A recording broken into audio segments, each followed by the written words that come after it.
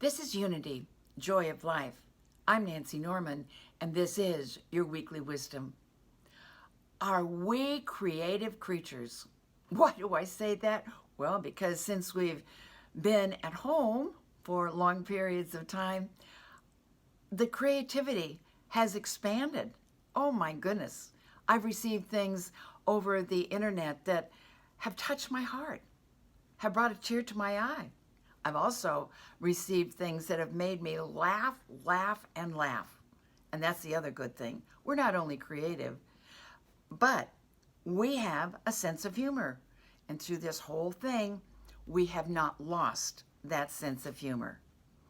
I've received videos of families dancing and singing. Oh my goodness, the choreography was unbelievable. There have been stand-up comics. We all have found ways of dealing with this time of confinement. And we have all created ways of interacting with one another. I've heard from friends that I haven't heard from in years. I received a call the other day from someone that I hadn't heard from in 30 years. It was so good to connect. It was so good to get caught up on what had happened in her life. Another friend, it's been 10 years. It's amazing. We're reaching out and we're connecting in different ways. This past week, I heard of a story that touched my heart, and it's about how we connect with one another. It's a story of a man, a son, and his 100-year-old mother. And in the past, they had always celebrated Good Friday and Easter together, going to church, going to Mass. But this particular year, there was no going to church. He was at his home, and she was in assisted living. He was feeling kind of bad about it. And then he got an idea. He called her and he said, "Hey, Mom, what if we do church differently this year? We can't go to church as we normally do, but I've heard that there's going to be a Good Friday Mass on channel X, Y, and Z at 2 o'clock.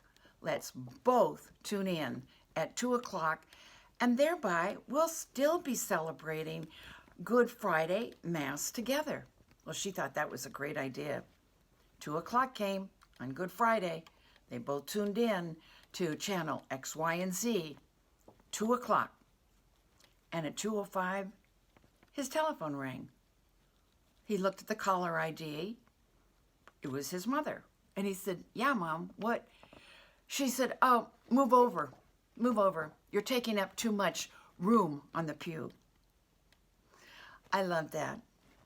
I love that. There are so many ways we can connect. So many ways. I received a text the other day from a minister friend of mine, Mary, and she said, "I just wanted to pass on a few words of wisdom." It said, "Just thought of one of Reverend Ed Rabel's pearls of wisdom. A mind of peace precedes all healing." A mind of peace precedes all healing. She goes on to say, maybe this forced slowing down has its purpose. I feel more peaceful due to the quietness of my neighborhood. I thought about that. This forced slowing down has its purpose. And I thought of the whole world. And I've heard that the whole world is experiencing this peace. LA, which was once filled with smog, it's clear.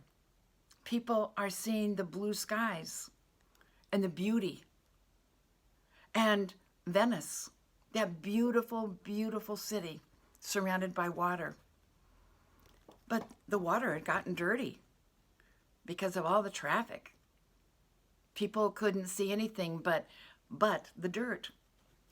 And now they can see fish. For the first time in years, they can see fish. So rather than endure this time of confinement, Let us embrace it. Embrace it. Use it to uplift and transform our lives. A mind of peace precedes all healing. One with God is a majority. It's time for us to remember that with that oneness with God comes inner peace, tranquility that nothing can disturb. God bless you and have a wonderful week.